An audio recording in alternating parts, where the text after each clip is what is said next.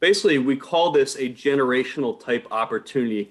How's it going, everyone? This is Daniel. In this video, we're going to be talking about the Tesla stock and the overall stock market. We had some pretty interesting price target changes that happened with Tesla stock by different analysts. We're going to be talking about one that was slightly negative. The other one was also very, very bullish for Tesla. So we're going to be talking about that, and also we're going to go over a look at what to expect for Tesla, the overall market.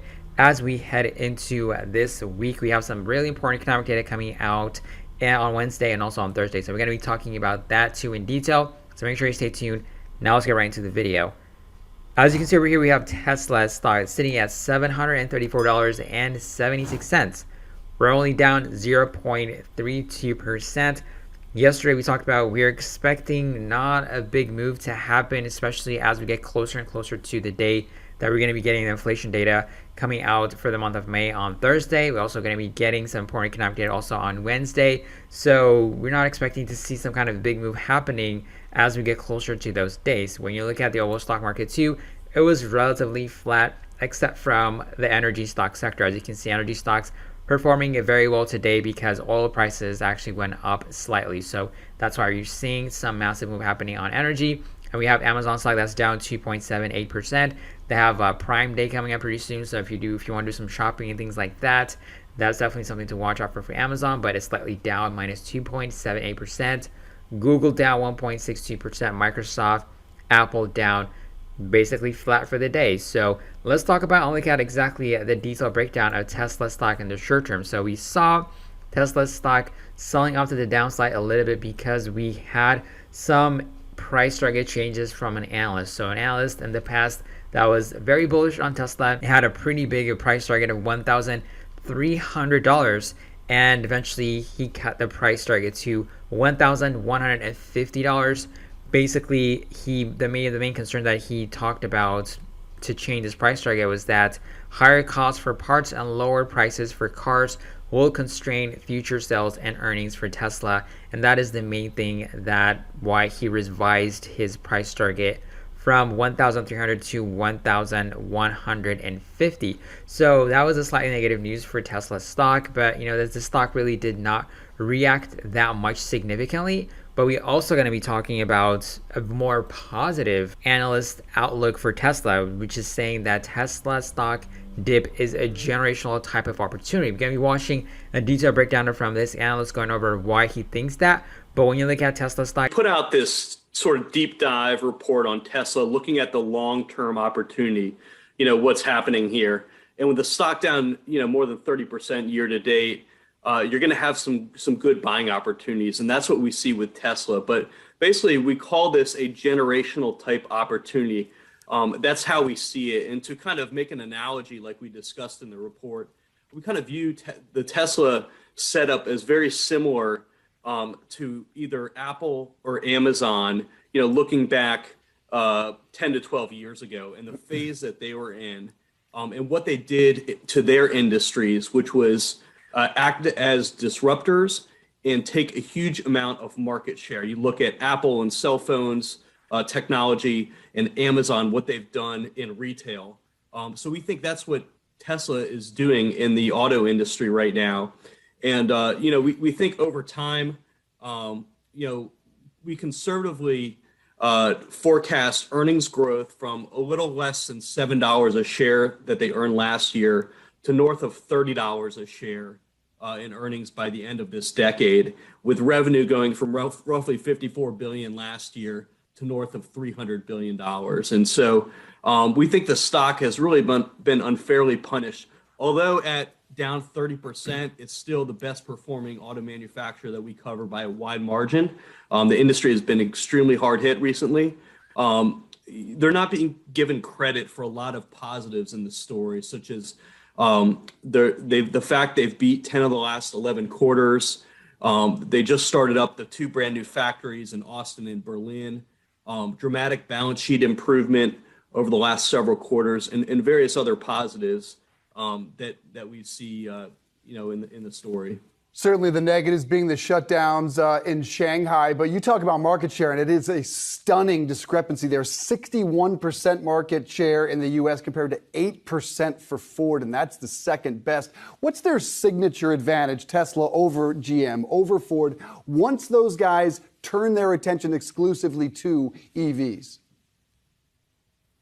We think it's having a product that people really want. You've seen that a lot of EVs come to market in the last year or two, but they don't even come close to Tesla in terms of demand. And you have some visibility as far as Tesla's future pipeline, the Cybertruck, which they expect to deliver first deliveries next year. We actually think they could be conservative with that guidance, and you might actually see first deliveries by the end of this year. So that's another catalyst. But just look at that one model. They have north of 1.3 million reservations of that vehicle. So in revenue terms, that's roughly $80 billion of revenue. And then on top of that, you have the semi, where we expect very strong demand, the Roadster, and then we think longer term there are going to be a lot of other products from all the innovation that Tesla has been doing. Yeah, so you saw on the screen there the comparison, right? The Ford F-150, the best-selling truck in America for 40 years, against something that looks like RoboCop. You really think American consumers are going to choose that Cybertruck over what proves to be the most successful car in our lifetime? We do. In fact, the F-150 Lightning, the reservation count is only about 200,000. So, the Cybertruck reservations is more than 6 times that amount. So we do have some visibility with these new EV models in terms of the reservation count. So, it was widely mocked when it was introduced. You had the smashed window. The windows were not supposed to be able to break. But the reservation count, I think, has surprised everyone, including ourselves. And there's really, no arguing with that in our view. It's about $80 billion of revenue, of future revenue that they're sitting on. And in terms of the number of reservations that then translate into people actually wanting to buy this, because some people who've sort of been waiting for this Cybertruck and has been delayed have instead gone with the Lightning from Ford. What are the expectations for the Cybertruck, and who exactly is their target market? Is it your regular pickup truck person? No, we think it's a lot of younger consumers, a lot of existing Tesla customers. They maybe own the Model 3 or the Model Y, and they just love the product. I mean, kind of similar in a way to Apple customers when they first came out with the iPhone. Just took a huge amount of market share. Was a very friendly interface, and so that's kind of the same what we see with Tesla. That Tesla. Their customers are borderline fanatical about the product. And so we think it's a lot of existing customers are looking to add another vehicle, in their garage, but also some new customers as well. Now for tomorrow for the overall stock market, what to expect? I'm expecting a relatively flat day like this. Not a lot of big action to happen because on Wednesday and also on Thursdays where we're expecting some massive swings to happen either to the upside or to the downside. So if we get inflation lower for the month of May, if the data indicates that is positive, that means all the measures that the Fed is doing definitely helped. So the Fed cannot be more aggressive in the next rate hikes, which is going to be coming up. So that's a really good indication for the overall stock market if inflation actually ticks lower. If the opposite happens, we might potentially see an aggressive sell-off happening across the board. So that is really, really important day and really important data to watch out for that's coming up on Thursday. So a key price point lever to watching out. If we break out, we could potentially be trying to fill the gap, which is around $400 and $390. There's a massive gap over here.